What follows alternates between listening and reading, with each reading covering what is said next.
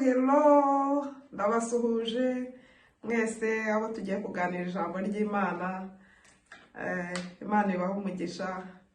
Reka tuganire ijambo riri mu ngoma ya kabiri ibice 32 umurongo wa 6 kugeza ku wa 8. Ngoma ya kabiri ibice 32 umurongo wa 6 kugeza ku murongo wa 8. Haravuga ngo kandi ashyira abatware b'intambara mu bantu abateraniriza aho ari mu muharuro wo ku irembo ry'umurwa, ababwira amagambo yo kubanezeza ati nimukomere mushikame, ntimutinye kandi ntimukurwe umutima n'umwami wa Ashuri cyangwa n'ingabo ze ziri kumwe nawe, kuko iyo turi kumwe ikomeye iruta bari kumwe nawe. Mu ruhande rwe ari kumwe n'amaboko y'umubiri, ariko mu ruhande rwacu turi kumwe n'Uwiteka Imana yacu, niyo idutabara kandi ije kuturwanira intambara zacu. Nuko abantu bishingikiriza ku magambo ya Hezekiya umwami wa Ashuri. Amen, amen, amen. Aya na intego ya nifuza ko tuganiraho, nivuga ngo ababwira amagambo yo kubanezeza. Haleluya. Amagambo yo kunezeza ajya yubaka abantu. Amagambo yo kunezeza ajya atuma abantu bagira imbaraga. Haleluya. Nuko ngo uyu mwami yaratewe Hezekiya n'abaturage be bari batewe n'umwami Senakeribu. Nuko ngo abateye, noneho Hezekiya yishyiramo imbaraga abwira abantu amagambo yo kubanezeza.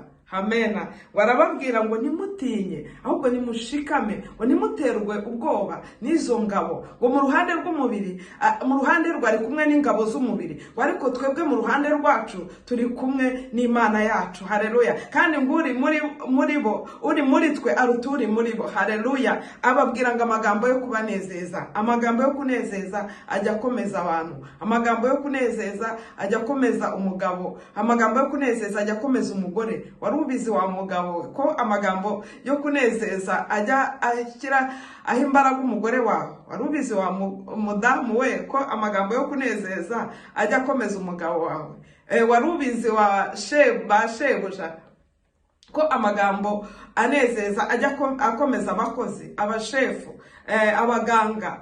Muzi ko amagambo anezeza ajya akiza umurwayi? Uzi ko umurwayi ashobora kumubwira ijambo rimunezeza agatahana ibyiringiro ko azakira, ariko iyo umubwiye amagambo yo kumutera ubwoba, amagambo mabi, uzi ko atuma igihe cyo kubaho kwe kiba kigufiya. Ariko amagambo ngo anezeza, nuko ngo ababwira amagambo abanezeza. Haleluya. Ndagira ngo nongere mbwira umuntu ngo vuga amagambo anezeza ku kazi, bwira abakozi bagenzi bawe amagambo abanezeza, mu rugo bwira abana amagambo abanezeza. Amagambo meza arubaka, ariko amagambo mabi arasenya. Ndetse na hano mu Migani ibice 15 umurongo wa mbere, Imigani ibice 15 umurongo wa mbere, haravuga ngo gusubizanya neza guhosha uburakari, ariko ijambo ribabaza ribyutsa umujinya.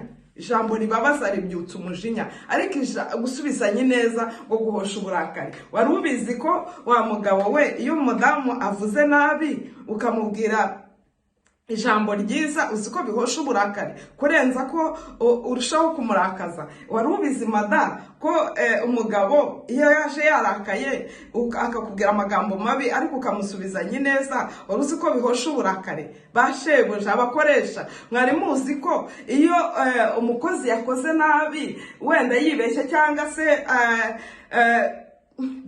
bitamugendekeye neza, ukamubwira amagambo meza, uzi ko arushaho gukora neza? Wari ubizi ko iyo umubwira amagambo mabi ahubwo arushaho gukora nabi, avuga ati n'ubundi niyo nakorane nta uri buneze, nta uri bubyishimire? Ngibuka umukozi umwe twakoranye arambwira ati aka kazi nkamazeho imyaka myinshi, atariko mbese yakoraga ahantu ari butegurira amafunguro abo yakoreraga.